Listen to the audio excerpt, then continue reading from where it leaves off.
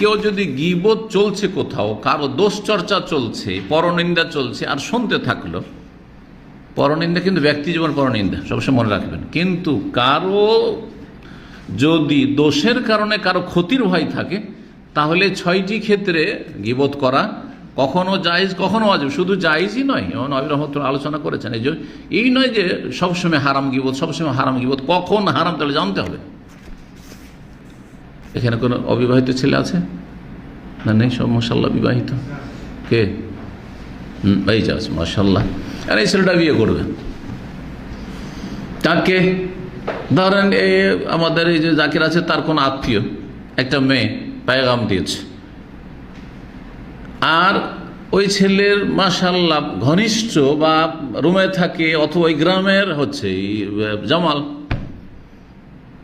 এখন জামালকে জিজ্ঞেস করছে যে আমি তো মেয়ে বিয়ে দিতে চাই বা বোন বিয়ে দিতে চাই, আমার বংশের আছে, তো এই ছেলেটা তোমার গ্রামের অথবা তোমার রুমমেট কেমন ছেলে? ছেলে খারাপ, আল্লাহ না করে খারাপ, খারাপ নয় কিন্তু ধরে নিল খারাপ, তাহলে বলা ফরজ।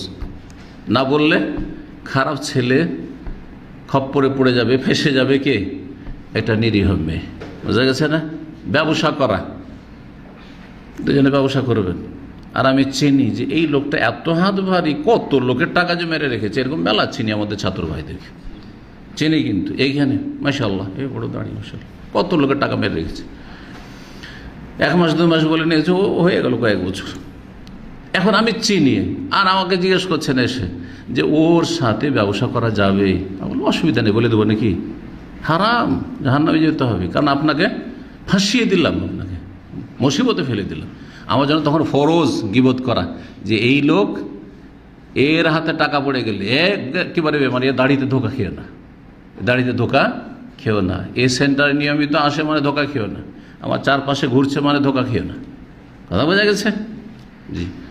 তো আচ্ছা, যদি দুনিয়ার ক্ষেত্রে দুটো উদাহরণ দিলাম, এই ক্ষেত্রে যদি ওয়াজিব হয়ে যায় গীবত করা, যদি আপনাদেরকে কেউ মাজারের রাস্তা দেখায়, জঙ্গিদের রাস্তা দেখায়, বক্তা, বাংলাদেশে মেলা বক্তা আছে, কেউ মাজার রাস্তা দেখাচ্ছে, কেউ জঙ্গিদের রাস্তা দেখাচ্ছে, কেউ রাস্তাঘাটে নেমে ভাঙচুর করাকে জেহাদ বলছে, এখন ওদের থেকে যদি সতর্ক না করি, তারপরে তো জাহান্নামের রাস্তায় ছেড়ে দিলাম, বলতে হবে না? বলা ফরজ। জি। কিন্তু ব্যক্তি জীবনের দোষ, ব্যক্তি জীবনের দোষ চর্চা করবেন না, বরং তাকে বলবেন ব্যক্তি জীবনের দোষ থাকলে। টাকার নিচে কাপড় আছে বলতে পারেন না, ভালো ভাষা দিয়ে বলেন।